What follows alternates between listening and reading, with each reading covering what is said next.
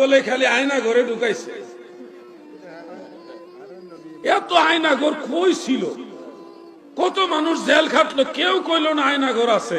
সারা দেশের মানুষ যখন আয়না ঘরের লোমহর্ষক কাহিনী শুনে ক্লান্ত, তখনই একজন আলাউদ্দিন জেহাদি ভণ্ড দালাল প্রতারক এই আয়নাঘরকে নিয়ে মিথ্যাচার করছে।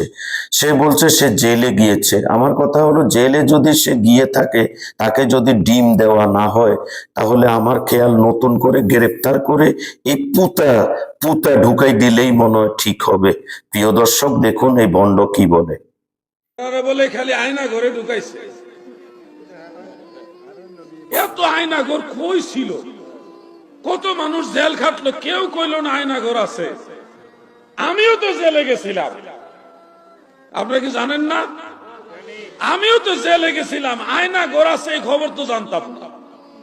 আমার নিয়ে জেলে ঢুকাইছে, চিন্তা করলাম আরে এরা গিয়া খালি কোন জায়গায় আয়না ঘর, কই আয়না ঘর? আমি আয়না ঘরই তো বুঝা পাইলাম না। আগে কোনদিন আয়না ঘরে কথাও শুনলাম না। এরা খালি আয়না ঘরে যায় আর এই সিফাত যায়, এই আযাবে যায়, এই গজবে যায়। তোরা দুনিয়া তো আযাবে গজবে, আখেরাতেও তোরা এরকমই হইব।